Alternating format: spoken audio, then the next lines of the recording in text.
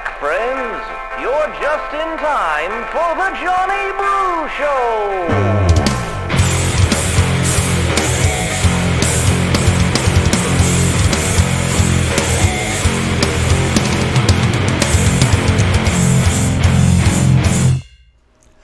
What's going on, everybody? My name is John Brookhagen, host of the Johnny Brew Show, and welcome to our latest episode.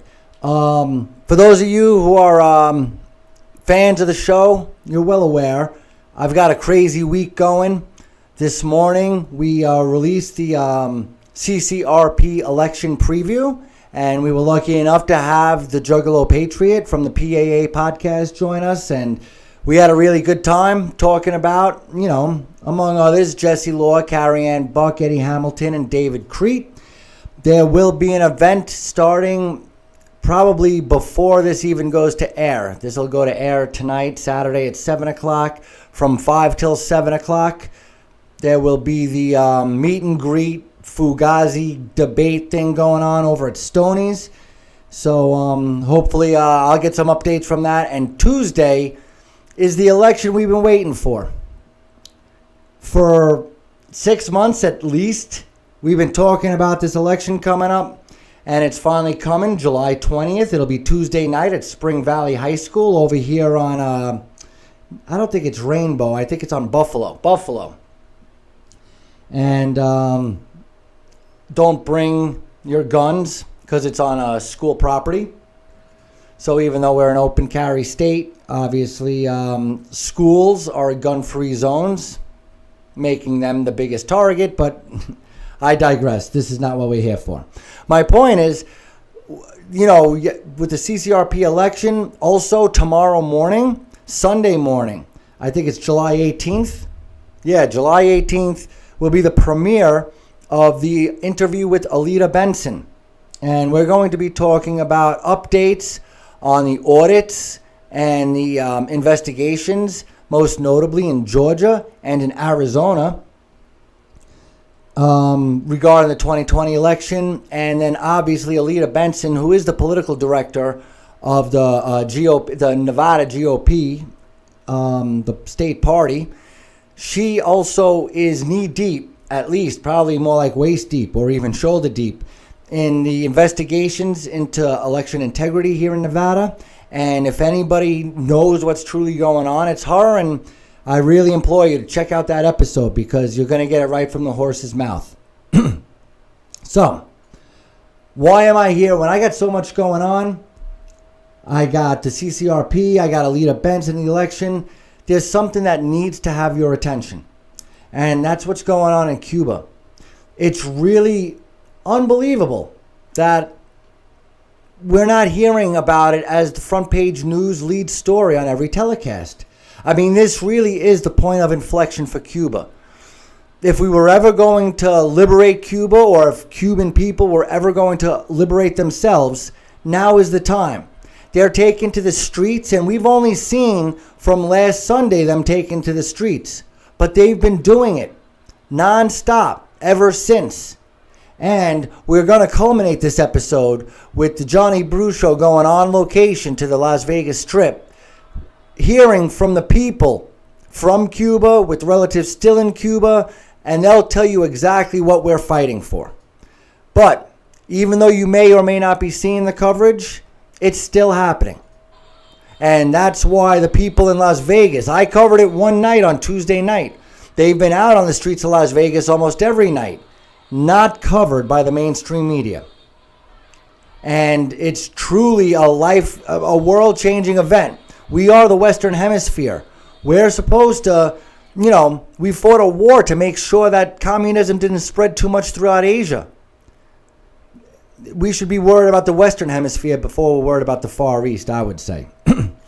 Nonetheless, as most of you should already know, the communist regime in Cuba has been there for 62 years, and that is the reason people are protesting. They're not protesting because of health care. They're not protesting because of vaccines. They're not protesting because of any specific rule of socialism, communism. They are protesting communism as a whole. Nonetheless, guess who the media is trying to blame? You'll never guess who they're trying to blame this on. Nope, not George W. Bush. Nope. They're not blaming Obama for going down there to hang out with Castro and eat a hot dog and hold hands at a baseball game. That's right. They're trying to blame Donald Trump. So here's one example of the media trying to blame Trump for the crisis in Cuba. Play tape. Up.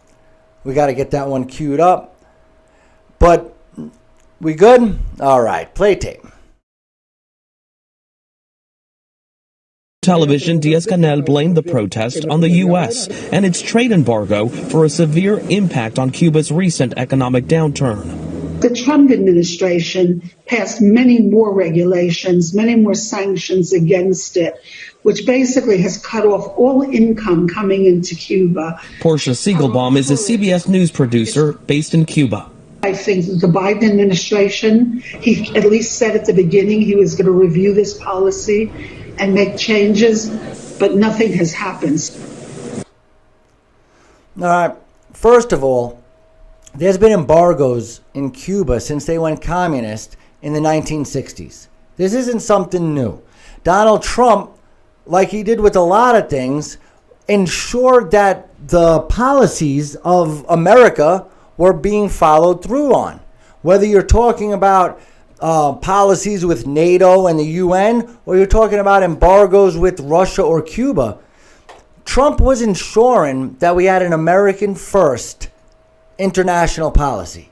And that means persuading by force, by hook or by crook, whatever the case may be, making sure that we don't have communism, as little of it in the world as possible. And unfortunately, Cuba snuck in there, and they've been there ever since. Now, my personal belief, I think we should have liberated Cuba in 1994 with the fall of the USSR. Nonetheless, we didn't. Now is the time. And, well, we're going to get to this in a second. Here's another CNN, the Democratic arm of the Democratic propaganda machine, also known as CNN. This is them also blaming Trump. It's amazing. Whether you're talking about coronavirus, you're talking about climate, everything is freaking Trump's fault. These people are literally obsessed. But here we go. CNN blaming Trump. Play tape. Political. They're voicing discontent at their government, and that is unprecedented. You know, there are a lot of Americans who will watch this and will think this came out of nowhere. And I'm just get your important perspective on this. How much of this do you think has to do with the pandemic and the impact that the virus has had, the pandemic has had? All right. First of all, she's clearly leading. I mean, these reporters failed to do any journalism or proper interviews. First, she's leading the question. This came out of nowhere. Since I was born in 1976, I grew up in New York, yada, yada, yada, whatever. My whole life, I have been aware that Cuba has been a problem. A communist state where the people are not happy and they want to change. They're getting on rafts. There was like baby Elijah or Elias my entire life I've been waiting for this to blow. Here we go. And the CNN reporter says this came out of nowhere. And then she's already saying, oh, with the pandemic this, with the pandemic that. Guys, first of all, this word pandemic is being overused. Pandemic doesn't mean like a severe strain of the flu. I mean, people die from illness. When I've been afraid of pandemics and when my son has video games or whatever the case may be, when you think pandemic, you're thinking about people dropping dead all around you. Not 81-year-olds dropping dead. 81-year-olds drop dead every day. With all due respect to 81-year-olds. Nonetheless, I'm sorry. Please, let's hear what the response is to that hard-hitting journalistic question. There's no question that the pandemic has made everything much worse. I think the combination of the pandemic and the tightening of the embargo under Trump. That's right, guys. It has nothing to do with communism. Do you know The people you're about to see me interview, and some of you may have already seen it. I released the short of the episode where I'll be including the whole thing in this episode if you haven't seen it yet. If you have, you'll get to fast forward through it. It's just the end of it. But I think the people taking to the streets in Miami, Las Vegas, all across the country and in Cuba would literally throw up if they heard the conversation going on between these two women.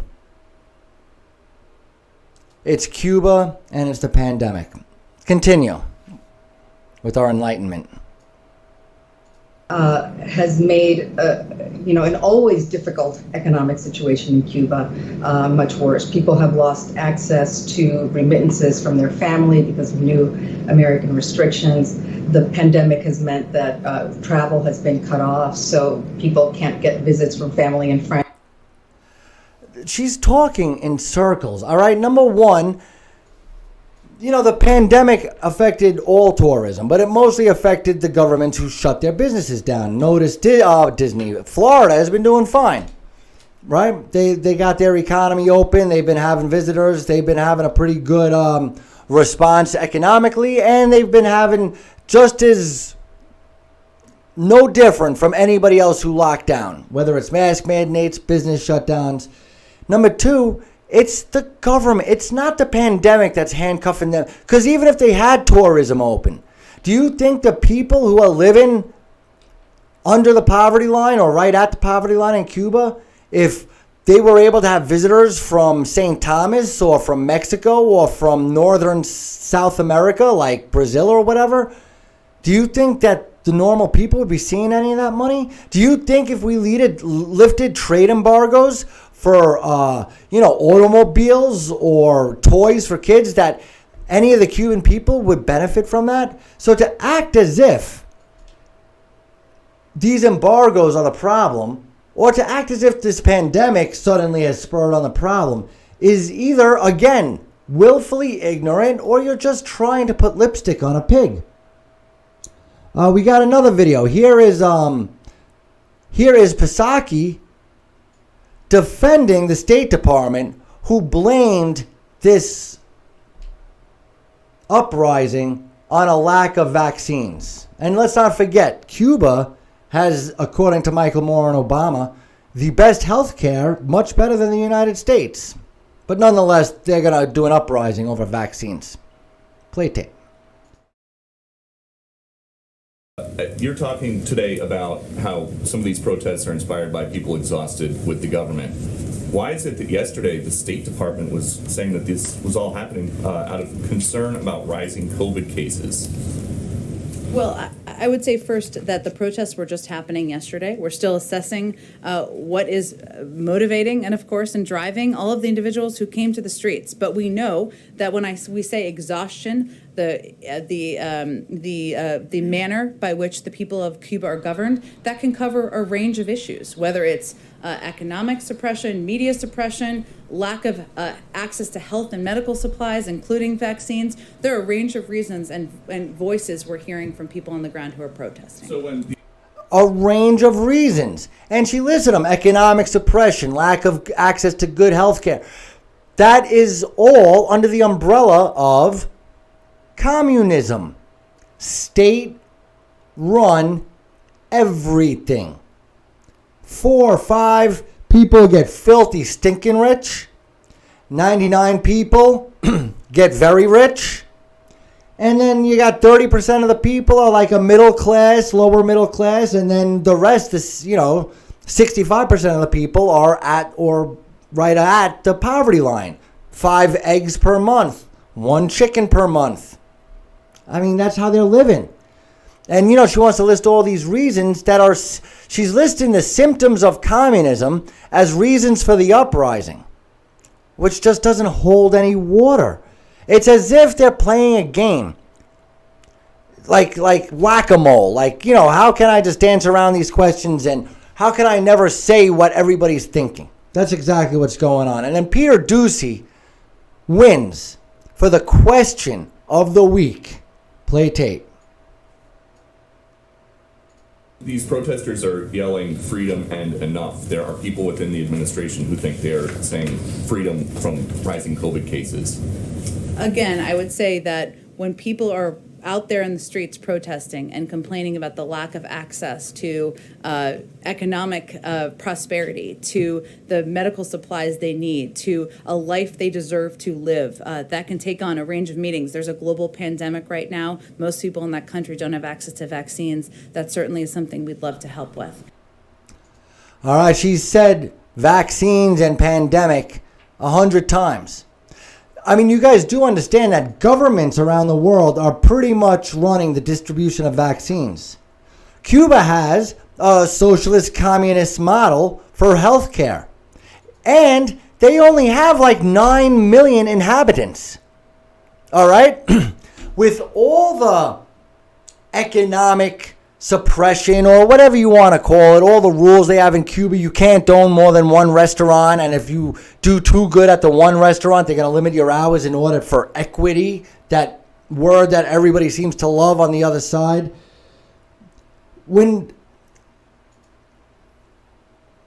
How do I put it?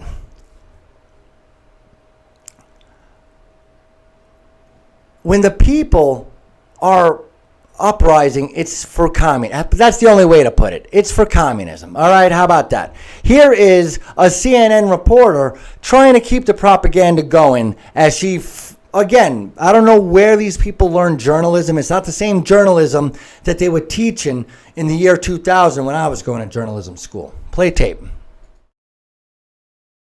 But in this White House statement today, you note the, quote, tragic grip of the pandemic, but under current U.S. sanctions that were put in place by the last administration, but have not been changed by this administration, Cuban exiles cannot send remittances to their family that lives in Cuba. So why is the Biden administration continuing that policy? Well, I would say, again, even under the embargo, there are a number of exemptions, I should say, humanitarian assistance, medical supplies, that we've continued to provide assistance to the people of Cuba.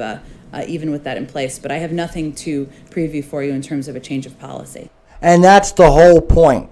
For 2 days, she was explaining about how it's Trump's fault for the embargo, There is no trade stoppage. There's no embargo on food and medical supplies, including vaccines or eggs or any of that other stuff. If the government really wanted the help of the United States, they would say, send me 1 billion eggs a week and we could use 9,000 vaccines, 9 million vaccines or 18 million vaccines, because now you need 2 or something, right? The point is, the embargo is not affecting the stuff that they're blaming it on, and Psaki just said so. So when you're talking about the health crisis or the food crisis, and you try to blame Trump or blame the United States or blame being surrounded by capitalism, it's the government's choice. We will gladly sell them at the same cost we would sell them to Mexico or Canada some eggs. You want some eggs? We got eggs. You want some vaccines? I think Trump, what did Trump buy? Like 450 million vaccines? Or some, I got that number wrong. But way more than we needed. Because he didn't know which one of these companies would work. So he bought enough vaccines from all 3 companies in case only one of them passed trial. So we've got plenty of vaccines, besides the fact that half the country is skeptical on vaccines, and we're going to be getting to that in the next episode. So stop with the hyperbole. We'll give them health care, including vaccines, antibiotics, whatever the case may be. We will give them food, basic necessities, bread, eggs, milk. All right, but nonetheless, they continue to blame it on everything except communism. And then the reporters, they're playing right along. And now here's the biggest kicker of them all. These people are literally, you go out and protest in Cuba, you are now possibly sentenced to death and torture just for going outside with an American flag or going outside and chanting LIBERTAD. you are truly in danger of political persecution. Not like the Guatemalans who are worried about climate change, or the Hondurans who are trying to escape domestic abuse, or the Brazilians who are trying to escape gangland violence. All these things that are problems throughout the world, which would give asylum to 4 billion people in this world. They could all come here for asylum if that's what asylum was. Asylum is for political prisoners. All right? If you're part of the LGBTQ movement and you live in Iran or Saudi Arabia, we're here for you to grant asylum, because they will throw you off a roof for being gay. If you live in Cuba and you're begging for freedom and you're living in poverty, they will kill you for speaking up. That's what the asylum process is. But just today, they released that they arrested their 1 millionth person at the border since Biden became president, or since the 2021 started, one or the other. But we've reached 1 million people. And the DHS clearly says that any time that they have a certain number of captures, you could usually figure that the same number of people got away. That's what they call the people who don't get caught. So all these people are flooding the border. Some are turning themselves in. Some are getting caught. All of them, we take down their name and then release them into the interior. Military planes are taking them all over the country. We could get to all that later. But nonetheless, 1 million people have been caught and released at the border, which means another 1 million people got through without detection. That's 2 million people in 5 or 6 months.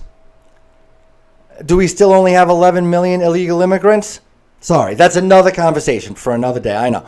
My point is, there's like 400 people who are getting on rafts trying to float to the Florida Keys or to Miami in order to escape true political persecution. In Haiti, the president just got assassinated.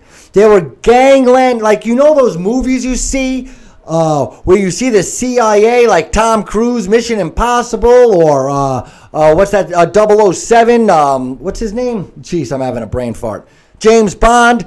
You know those movies where you see like gangs and intelligence agencies running through the streets with automatic weapons and holing up in like some covert place and then getting back out and stealing cars and trying to get away, and all the craziest, best like car chases and movies? That's going on in Haiti right now. And since the president got assassinated, which has far-reaching implications from Colombia to America to Europe and Africa, people are trying to escape the death and destruction in Cuba and Haiti. And as we let 2 million people from all over the world pass over our southern border, this is what the Department of Homeland Security has to say to the couple of hundred of people that are trying to escape political persecution in Cuba. Play tape if you want to be disgusted. Me to be clear, if you take to the sea, you will not come to the United States. The time is never right to attempt migration by sea. To those who risk their lives doing so, this risk is not worth taking. Again, I repeat, do not risk your life attempting to enter the United States illegally. You will not come to the United States. I'm sorry. These are supposed to be the smartest, brightest, most rational constitutionalists that we have to offer. These are the people leading our great nation. And you want to know why it's going to, can I say shit? It is going, it's going to poop. Our country's going to poop because we're being run by people like this. What kind of a bizarre world are we living in where we'll let just anybody come over the southern border with Mexico, but we're going to be locked down by the book, build a wall with true refugees? Which, you know what, if you were like this with the people in Mexico, and then you were also like this with the people in Cuba, I could understand But the hypocrisy is what's killing me. It's killing me. I'm not a violent person. I would never. But that guy makes my blood boil. I mean, how could you talk to the Cuban people like that after knowing they've lived their whole life going through this stuff? Their whole lives. All right. But it's all Trump's fault, right? It has nothing to do with anybody but Trump and the pandemic. It has nothing to... Everybody's so surprised this came out of nowhere.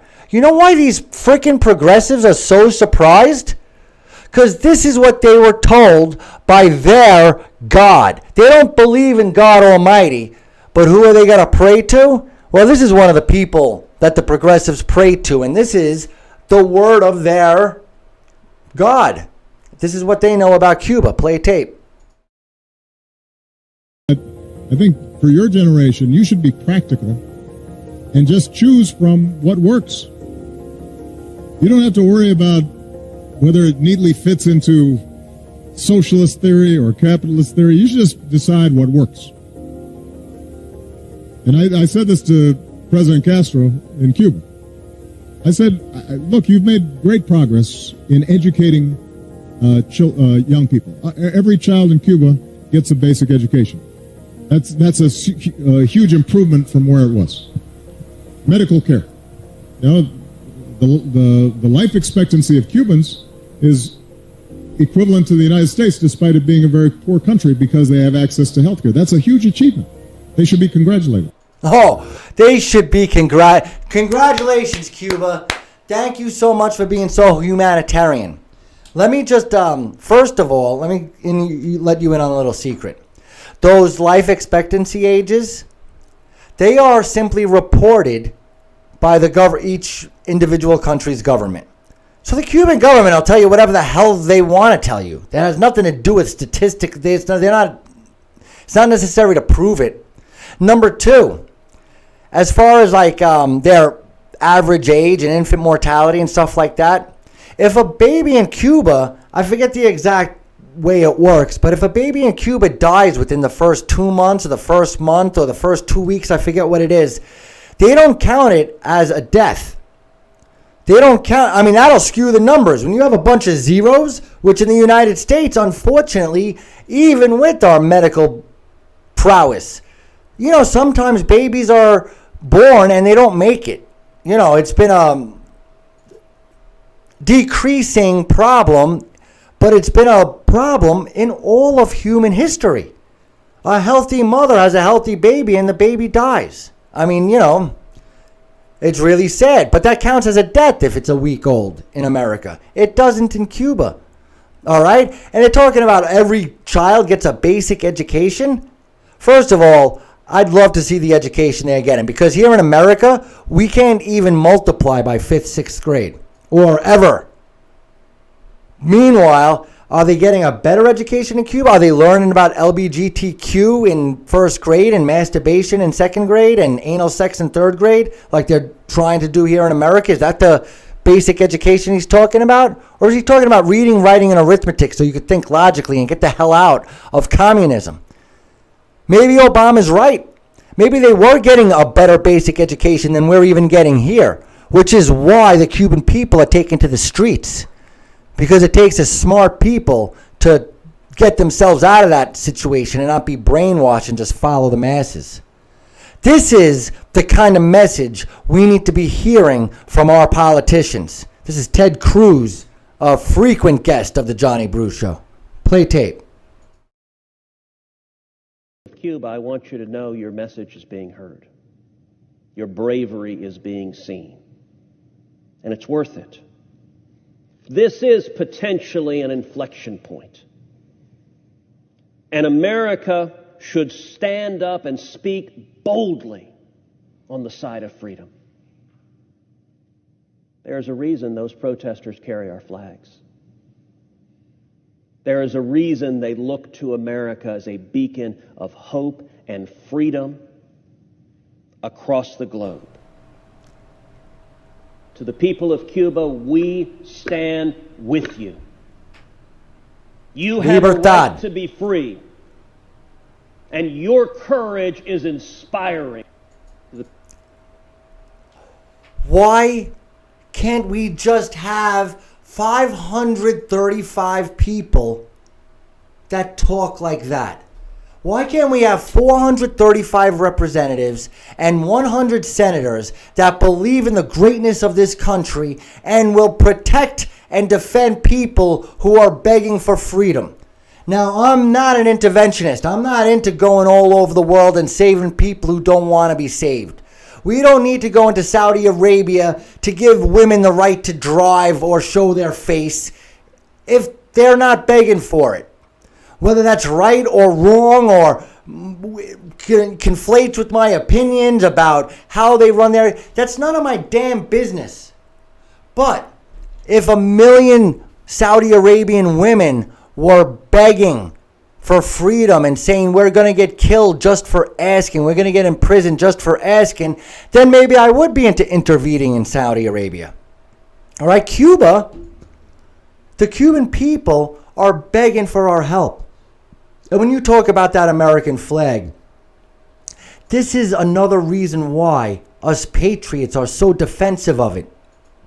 Not only does it represent our armed forces, our forefathers, the 560,000 Americans who died in the fight for slavery. It doesn't only stand for the people who went to Vietnam willingly or unwillingly, or saved the Korean Peninsula, or saved us from the Revolutionary War, the War of 1812. It's not only about them. The American flag is a worldwide symbol for freedom and prosperity. And when you have people in Iran, all right, not the mullahs, not the ruling class, not the elites in Iran, but the everyday people who yearn for freedom, they won't step on the flag. There was a flag painted on a street, an American flag painted on the street in Iran. All of the protesters, thousands of them, passing by it, all walk around the American flag as not to step on it. The people of Cuba fly the American flag because it shows the world. The people of Hong Kong and Taiwan fly the American flag, not because they want to be American, not because they are all about equity and whatever it is that the progressives think that America should be about. It's a sign of freedom. Them carrying the American flag is just like an American carrying the "Don't Tread on Me" flag. It's just a sign of liberty and freedom. And, you know, I don't want to trivialize the Cuban plight with some comment about how I trade these progressives who hate the flag for Cubans who love the flag.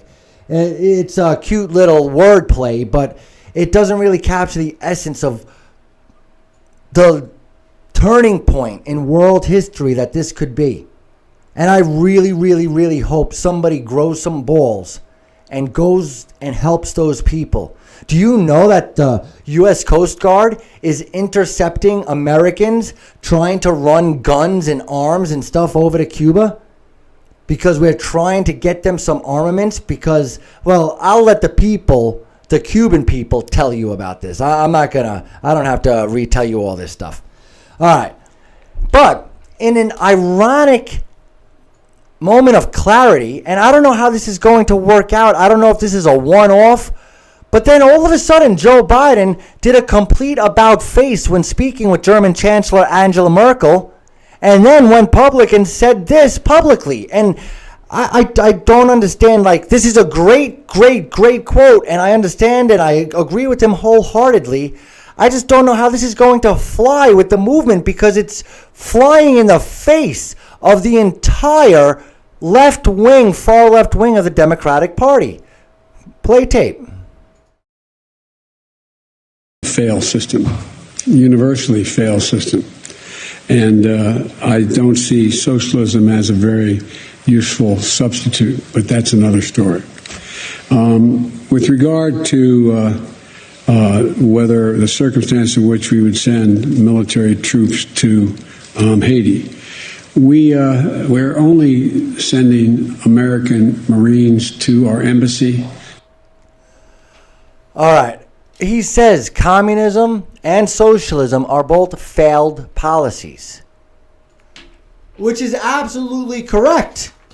But as you're going to see in my next two episodes, all he's doing is pushing socialist communist policy. Whether you're talking about infringing on our First Amendment, our religion, our speech, social media. And let me tell you something. The government, not only are they not allowed to tell you that you're not allowed to have free speech, but they're not allowed to tell somebody else to not give you your freedom of speech. Like, it's absolutely baffling. But we're going to get to that in the next episode. I really, really hope you tune into that. What I'm going to leave you with now is the people of Cuba. Most of these people that you're going to see once lived in Cuba and got out. Others you'll see have relatives still over in Cuba. And then finally, you'll have people like myself or Tony Lane who were there just to support anybody in this world searching for freedom. All right? And just a reminder, all these on-location shoots are brought to you by robslist.org. That's Republican-owned business support list. robslist.org. Thank you so much, Rob, for helping me out. And this is the people in Las Vegas with Cuban ties explaining to you exactly why the Cuban people are uprising. Play tape. On everybody, this is John Brookhagen with the Johnny Brew Show on a very, very special edition, live and on location. As many of you should know by now, that the Cuban people, for the first time ever since falling under the socialist communist regime of the past 60-something years, had the biggest mass protest against communism. It wasn't against vaccines, it wasn't against economic something or other, it was for freedom. The only word you can hear succinctly every single time is libertad, which is liberty or a synonym for freedom. All right, so we're here. We're going to be talking to people like Tony Lane, who I saw already. We see the men in blue right here, making sure everybody's safe. And we got lots of Cubans and people who support the Cuban community and people who support freedom, libertad. So, without any further ado, let me go find some people to talk to. Welcome back, friends. You're just in time for the Johnny Brew Show.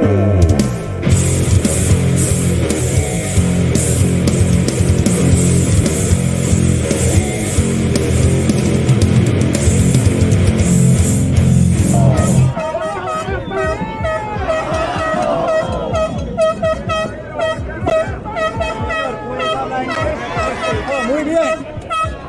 Quiero preguntar para la televisión. Quiero decir a todos. Are you ready? All right. Oh, good. First of all, what's your name? My name is Gustavo. Gustavo what? Gustavo Chivas. Mucho gusto, Gustavo. Yes, why are you here today? Yeah, we are here. You know that we are Cuban people. Our Cuban country, we have a communism since about 60 years. 60 years in communism. And then about 3 days ago, the people, they said no more communism. They went to street. They went to street. All the people are in the street making a manifesto about that. They said stop, no more communism in Cuba. Oh, why? It's just about communism. Just about communism. No more not communism vaccines, in Cuba. Not money. No. We don't communism. have. Yeah, because of the communism, we don't have vaccine. We don't have food. We don't have anything in Cuba. We are a poor country right now. So because one problem. Communism. Yeah, that's the big problem. The communism. Okay. Primero, why are you here? It's about for Cuba, my people, for free Cuba. I'm here because I want my country to be free. My family's out there suffering. They're killing everyone out there right now. So are you from Cuba or just your family? So I was born in Cuba. I came when I was 4, but I've lived my whole life here in Vegas. But it doesn't matter where you're from. It's my Cuban blood is in my body. My family, my grandparents, my cousins, my aunts, everyone is out there right now. They have no internet, no anything. They don't have light, they don't have power, and they're killing everyone. I am from Cuba. I left Cuba when I was 19 years old. I just turned 42 years old last week, and I am here supporting our country, our family, our people that are suffering. They're dying, they're killing them. They don't have even nothing to defend themselves. I am still here because I wanted to transmit to the American community, to the people community, to the Commander-in-Chief, to the government, to the United States, to the congressman, to the United States, to the fighting, to the writing, for the right was to the people. Okay. Around to the world, because the government, the Cuban, is still killing to the people, kid, all people, woman, anything. It's moment to say stop, stop. United States have to the tool to stop the aggression to the government, the people going around to the Cuba, please. So we're here because we're supporting the cause in Cuba. We want to free our country.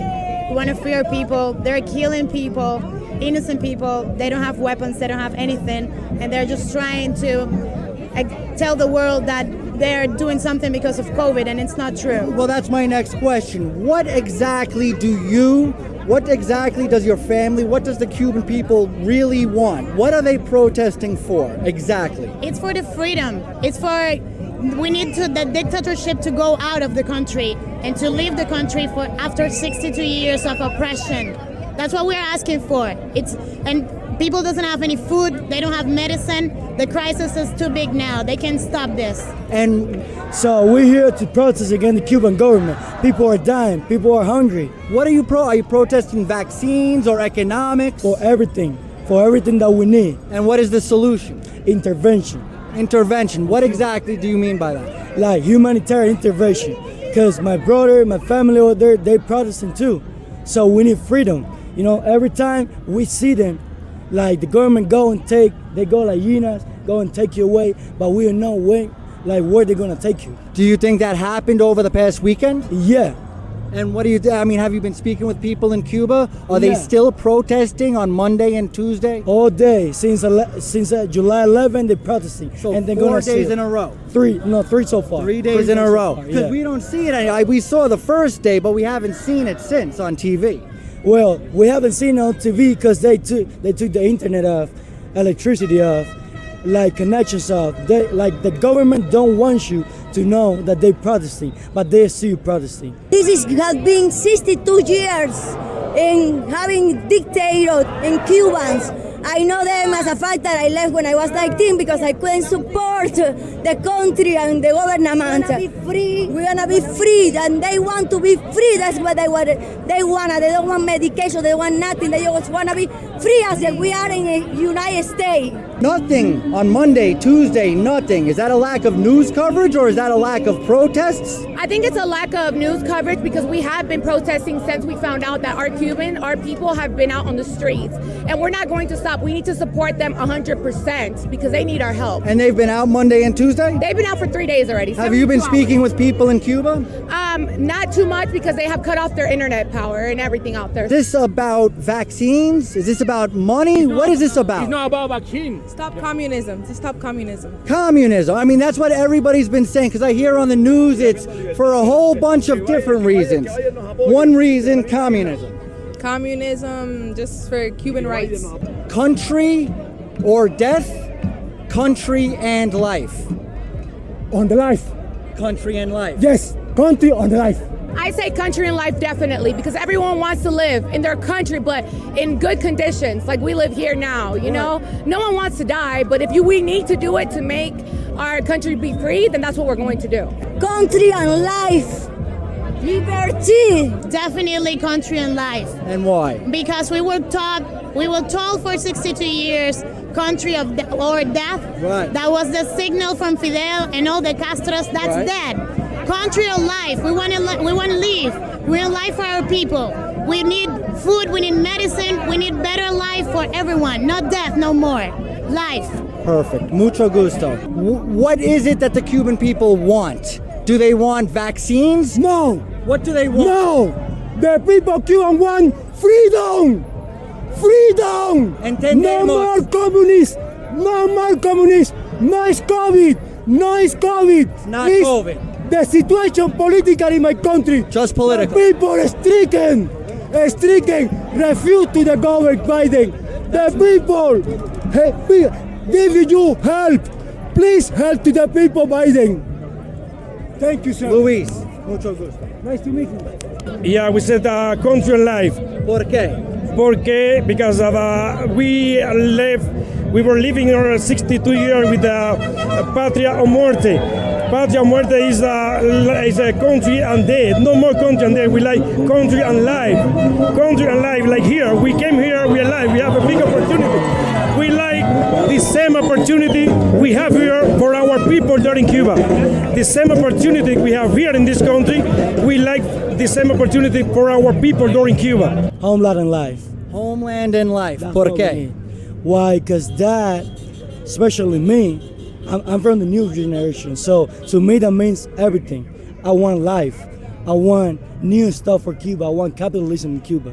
That's what we need. What would you like to hear from Joe Biden? We would like to hear his support to our cause, and we would like him to go with other countries to the ONU, to the, how's that in English? ONU. It's an international organization. Yeah, the UN. The UN. We want UNA. We want Biden to go there with other countries to support our cause. It's the only legal way to have it. It's the only legal way to have it. It's the only legal way. What do you want to hear from Joe Biden? Joe Biden, we ask Joe Biden, please, you have to go there and help our people. You have to make an intervention there. How, with money? Not with money, not with money. Just go there and stop no more communism. They have to help us, ask that president that leave the country. We don't like anymore this president. Nobody like this president. We don't like communism in Cuba. He have to help us in the intervention, military intervention there. So you think that America should go in there and get rid of the communist leaders? Sure, that's what we like. Unless they leave on their own. Sure, that's what we like, yeah. When I ask... Everybody here are asking for that. Everybody here asking for this. To fight and go and do something for our country. You can do it. You can save our people. Our people that are slaves there, they can do nothing. You only the one can do it, Biden. Please support our country. We need your help. Cuba need your help, please.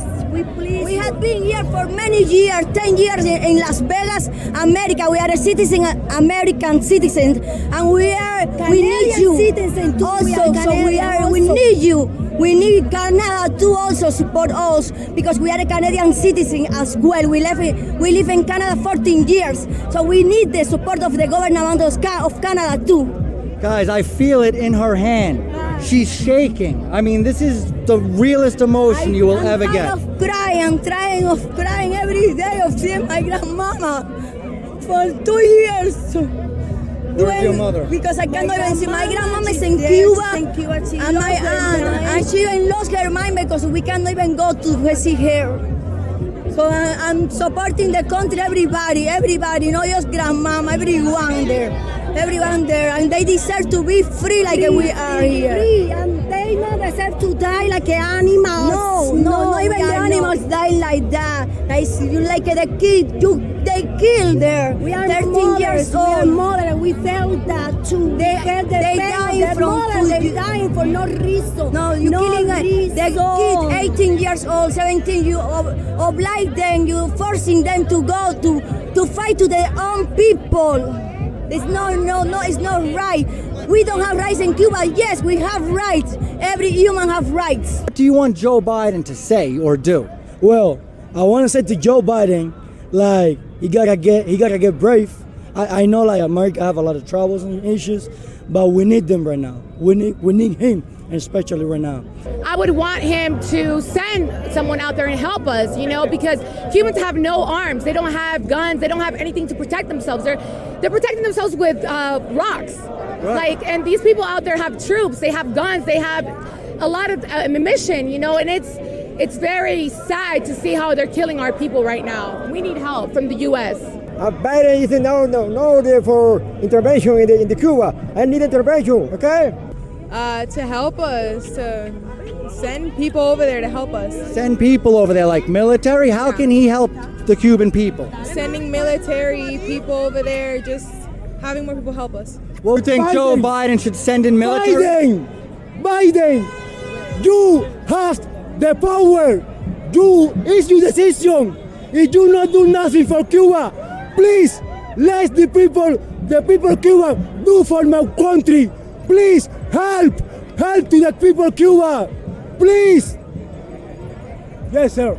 So now we're here with Tony Lane. He is a candidate for NV District 4 for the U.S. House of Representatives. He's actually the guy who made sure I came down to show my support for LIBERTAD. Tony, what are you doing here today? Supporting Cuba. It's time. Over 60 years. We don't need no more of this behavior from this communist government. We need to get out there and we need to continue to fight. Put pressure on our administration. Joe Biden, stop sleeping. We need to hear your voice a lot more and call this out for what it is. It's straight communism, and we need to help these people be free. Well, I'm going to be talking to people and asking them a lot of questions. One of the questions I'm going to ask people is, what do they want to hear from Joe Biden? You as a political candidate, what do you think Joe Biden should say? I should say he's going to get over there, he's going to contact their president, he's going to tell them to liberate these people, feed these people, give them the vaccinations that they need, everything. Let's stop stripping these people from their freedoms.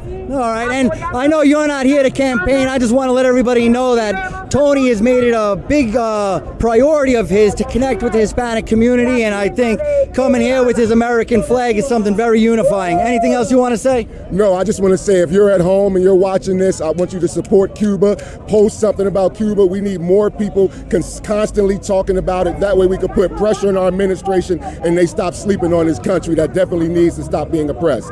We do need more awareness, and that's why the Johnny Bruce Show is here. Thanks, Tony. Thank you.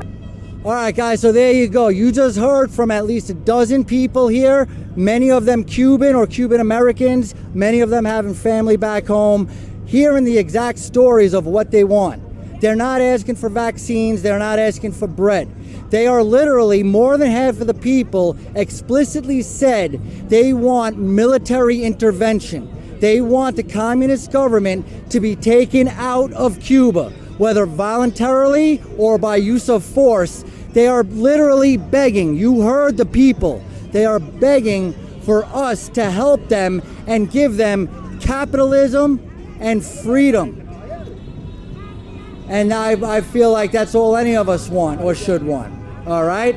This was a very heartfelt episode. I want to thank robslist.org for being on location with me. And stay tuned for more coverage, because the media is not giving you the truth, but the Johnny Bruce Show is. So stick with us. Thank you for joining me on the Las Vegas Strip. My name is John Brookhagen, and we'll get you next time. All right, I mean, you know, if that doesn't tug on your heartstrings a little bit, then you're just not American. I mean, everybody. That tall, skinny black guy, he was definitely my favorite. The two twins, they were super cute, and they were they were the real deal. I mean, this isn't some made-for-TV BS. This is people really willing to do anything to have freedom in Cuba. It's really that simple. Guys, if you like this kind of coverage, if you like seeing me go down to the Strip and talking to people, if you like these interviews, whether it's with Carrie Ann Buck and Richard McLean, or you're talking about the interview I did last season with Matt Anthony, or the homeschool of Valeria Gurr, the interview you're going to see tomorrow with Alita Benson. I mean, we have had some great coverage. I love doing this for you guys. I just ask you for one thing. Number one, please subscribe to the YouTube channel. Follow us on Facebook, on the Johnny Bruce Show page, and also Common Sense Nevada. Finally, I also need you to, anytime you want to get in touch with us, please, number one, let me know how you think. I see all these views. You guys I see the average time watch. You guys are watching the whole episode. I really appreciate it. Drop a line. Let me know how you feel. Let me know if you back me 100%, or even more importantly, something that you think I'm getting wrong or you want to sway my opinion. I'm all ears. All right? I'm not I'm not stubborn. I want to dialogue. I want to learn. I want to be enlightened, and I want to enlighten. All right, you could always get in touch with us also. Text me, 702-682-9983. Text me, 702-682-9983. Of course, you could always email me, especially you guys, Mike McDonald,